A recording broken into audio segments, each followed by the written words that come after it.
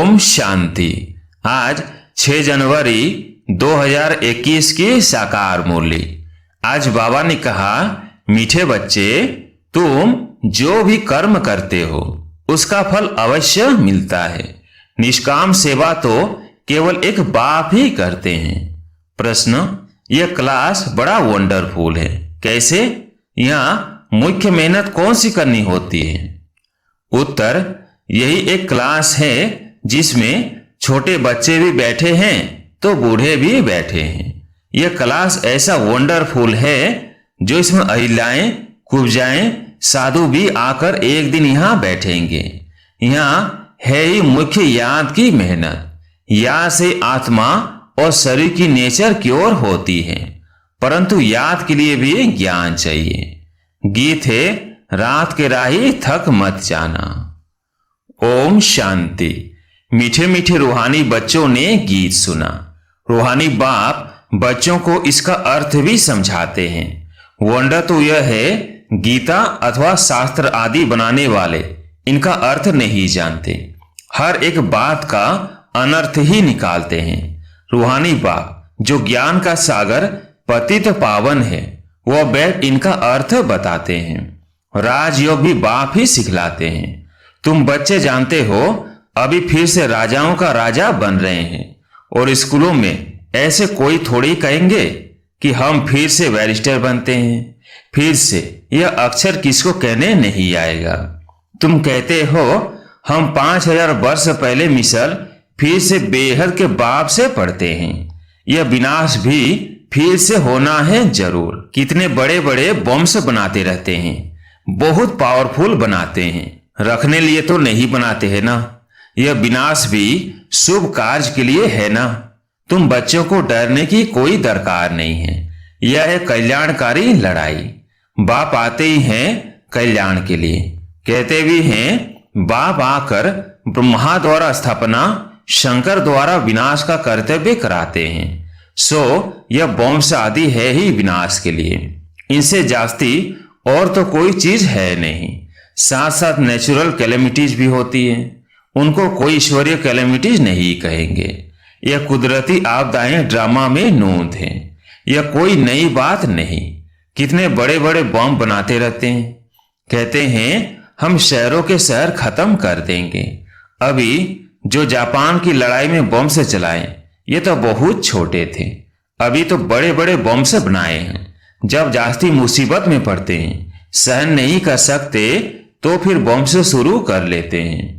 कितना नुकसान होगा वो भी ट्रायल कर देख रहे हैं। अरबों रुपया खर्चा करते हैं। इन बनाने वालों की तनख्वाह भी बहुत होती है। तो तुम बच्चों को खुशी होनी चाहिए। पुरानी दुनिया का ही विनाश होना है। तुम बच्चे नई दुनिया के लिए पुरुषार्थ कर रहे हो। विवेक भी कहता है, पुरानी दुनिया खत्म होनी है जरूर। बच्चे समझते हैं कलयुग में क्या है, सतयुग में क्या होगा। तुम अभी संगम पर खड़े हो। जानते हो, सतयुग में इतने मनुष्य नहीं होंगे, तो इन सब का विनाश होगा। यह कुदरती आपदाएं कल पहले भी हुई थी। पुरानी दुनिया खत्म होनी ही है। कैलेमिटीज तो ऐसी बहुत होती आई है, परंतु वो होती है थोड़ी अंदाज में। अभी तो ये पुरानी दुनिया सारी खत्म होनी है। तुम बच्चों को तो बहुत खुशी होनी चाहिए। हम रूहानी बच्चों को परमपिता परमात्मा बाप बैठ समझाते हैं। फिर विनाश तुम्हारे लिए हो रहा है। यह भी गायन है, रुद्र ज्ञान यज्ञ से विनाश ज्वाला प्रज्वलित हुई। कई बातें गीता में हैं जिनका अर्थ बड़ा अच्छा है, परंतु कोई समझते थोड़ी हैं। वह शांति मांगते रहते हैं। तुम कहते हो, जल्दी विनाश हो तो हम जाकर सुखी होवे। बाप कहते हैं, सुखी तब होंगे जब शतो प्रधान होंगे। बाप अनेक प्रकार की पॉइंट्स देते हैं। फिर कोई की बुद्धि में अच्छी रीति बैठती है, कोई की बुद्धि में कम। बुढ़ियाएं समझती है शिव बाबा को याद करना है, बस उनके लिए समझाया जाता है। अपने को आत्मा समझ बाप को याद करो। फिर भी वर्षा तो पा लेती है, साथ में रहती है। प्रदर्शनी में सब आएंगे। अजामिल जैसी पाप आत्माओं, गणिकाओं आदि सबका उद्धार होने का है। मेहतर भी अच्छे कपड़े पहनकर आ जाते हैं। गांधी जी ने अछूतों को फ्री कर दिया, साथ में खाते भी हैं। बाप तो और भी मना नहीं करते हैं, समझते हैं इन्हों का भी उद्धार करना ही है, काम से कोई कनेक्शन नहीं है। इसमें सारा मदार है बाप के साथ बुद्धि योग लगाने का, बाप को याद करना है। आत्मा कहती है मैं अछूत हूं। अब हम समझते हैं हम शतो प्रधान देवी देवता थे, फिर पुनर्जन्म लेते लेते अंत आकर पतित बने हैं। अब फिर मुझ आत्मा को पावन बनना है। तुमको मालूम है सिंध में एक भिलनी आती थी, ध्यान में जाती थी, दौड़कर आए मिलती थी। समझाया जाता था इनमें भी आत्मा तो है ना, आत्मा का हक है अपने बाप से बरसा लेना। उनके घर वालों को कहा गया इनको ज्ञान उठाने दो। बोले हमारी बिरादरी में हंगामा होगा, डर के मारे उनको ले गए। तो तुम्हारे पास आते हैं, तुम किसको मना नहीं कर सकते हो। गाया हुआ है अबलाएं गणिकाएं भिलनियां साधु आदि सबका उद्धार करते हैं, साधु लोगों से लेकर भिलनी तक। तुम बच्चे अभी यज्ञ की सर्विस करते हो, तो इस सर्विस से बहुत प्राप्ति होती है, बहुतों का कल्याण हो जाता है। दिन प्रतिदिन प्रदर्शनी सर्विस की बहुत वृद्धि होगी। बाबा बैजेस भी बनवाते रहते हैं, कहाँ भी जाओ तो इस पर समझाना है, यह बाप यह दादा यह बाप का वर्षा। अब बाप कहते हैं मुझे याद करो तो तुम पावन बन जाएंगे। गीता में भी है मामेकम याद करो। सिर्फ उनमें मेरा नाम उड़ाए बच्चे का नाम दे दिया है। भारतवासियों को भी यह पता नहीं है कि राधे कृष्ण का आपस में क्या संबंध है। उनके शादी आदि की हिस्ट्री कुछ भी नहीं बताते हैं। दोनों अलग अलग राजधानी के हैं। यह बातें बाप बैठ समझाते हैं। यह अगर समझ जाए और कह दे कि शिव भगवानुवास, तो सब उनको भगा दें। कहें तुम यह फिर कहां से सीखे हो, वो कौन सा गुरु है, कहे बीके हैं, तो सब बिगड़ जाए। इन गुरुओं की राजा ही चट हो जाए। ऐसे बहुत आते हैं, लिख कर भी देते हैं, फिर गुम हो जाते हैं। बाप बच्चों को कोई भी तकलीफ नहीं देते हैं, बहुत सहज युक्ति बतलाते हैं। कोई को बच्चा नहीं होता है तो भगवान को कहते हैं बच्चा दो, फिर मिलता है तो उनकी बड़ी अच्छी परवरिश करते हैं, पढ़ाते हैं। फिर जब बड़ा होगा तो कहेंगे अब अपना धंधा करो। बाप बच्चे को परवरिश कर उनको लायक बनाते हैं, तो बच्चों का सर्वेंट ठहराना।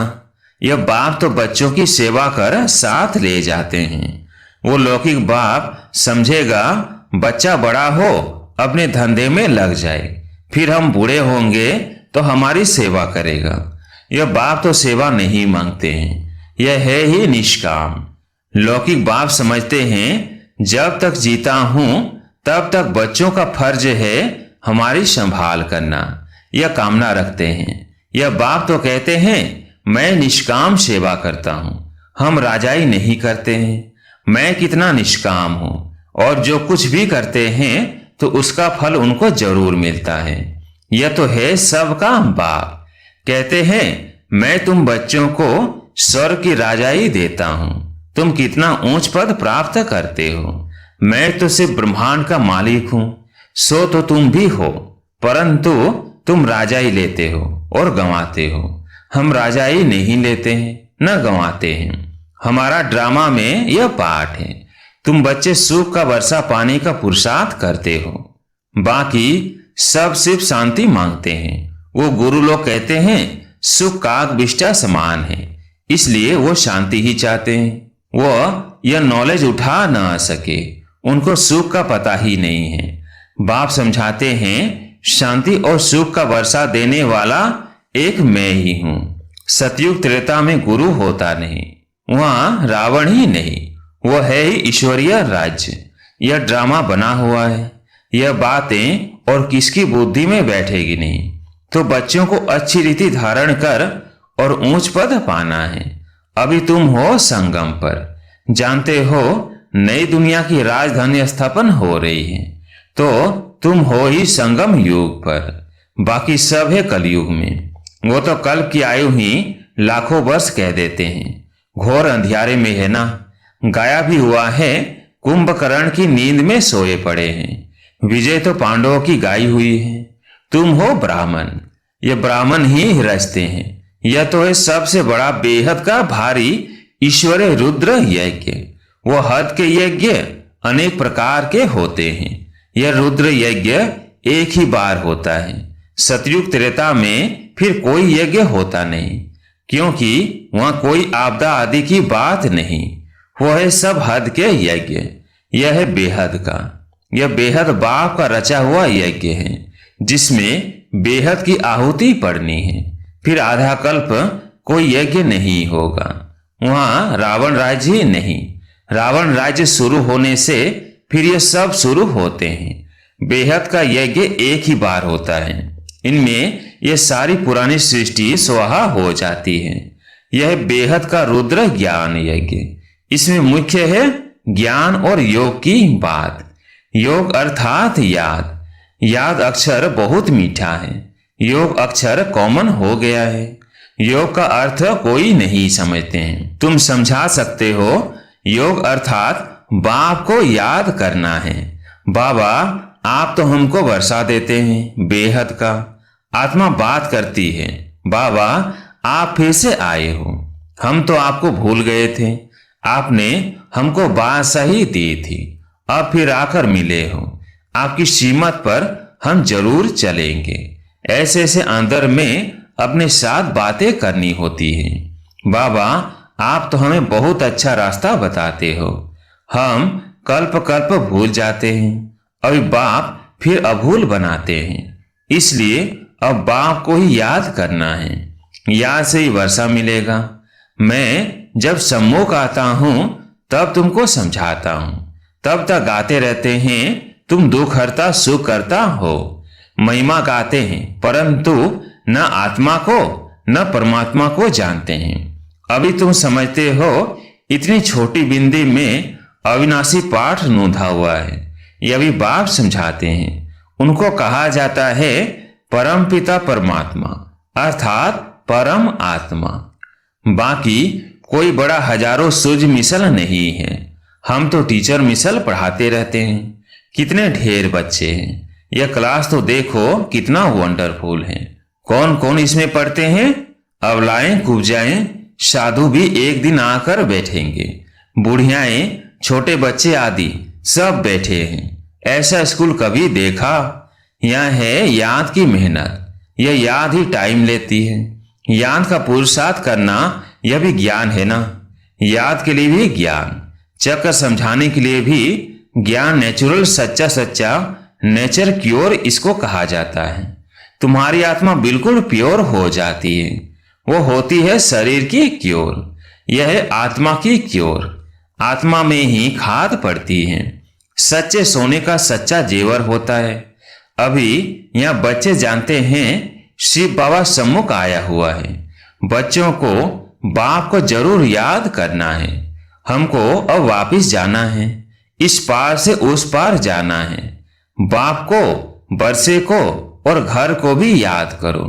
वह है स्वीट साइलेंस होम। दुख होता है अशांति से और सुख होता है शांति से। सतयुग में सुख शांति संपत्ति सब कुछ है। वहां लड़ाई झगड़े की बात ही नहीं। बच्चों को यही फुरना होना चाहिए। हमको शतो प्रधान सच्चा सोना बनना है, तभी ऊंच पद पाएंगे। यह रूहानी भोजन मिलता है, उसको फिर उगारना चाहिए। आज कौन सी मुख्य पॉइंट से सुनी, यह भी समझाया। यात्राएं दो होती है, रूहानी और जिस्मानी। यह रूहानी यात्रा ही काम आएगी। भगवान उवाच मन मना भव। अच्छा, मीठे मीठे शिकिलदे बच्चों प्रति माता पिता बाप दादा का याद प्यार और गुड मॉर्निंग। रूहानी बाप की रूहानी बच्चों को नमस्ते। हम रूहानी बच्चों की रूहानी बाप दादा को याद प्यार गुड मॉर्निंग नमस्ते नमस्ते।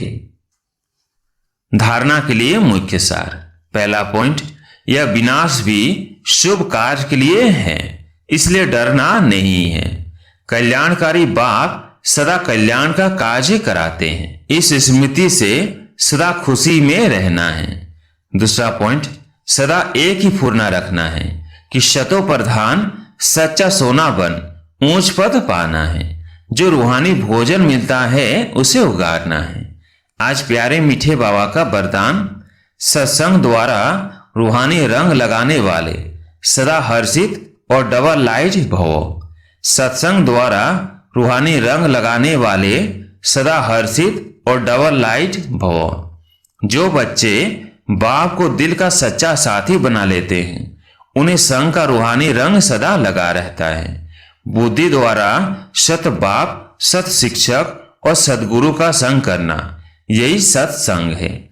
जो इस सत्संग में रहते हैं वो सदा हर्षित और डबल लाइट रहते हैं। उन्हें किसी भी प्रकार का बोझ अनुभव नहीं होता।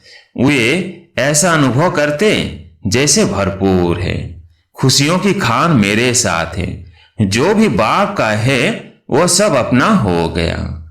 स्लोगन, अपने मीठे बोल और उमंग उत्साह के सहयोग से दिल शिकस्त को शक्तिवान बनाओ। अपने मीठे बोल और उमंग उत्साह के सहयोग से दिल शिकस्त को शक्तिवान बनाओ। अच्छा, ओम शांति।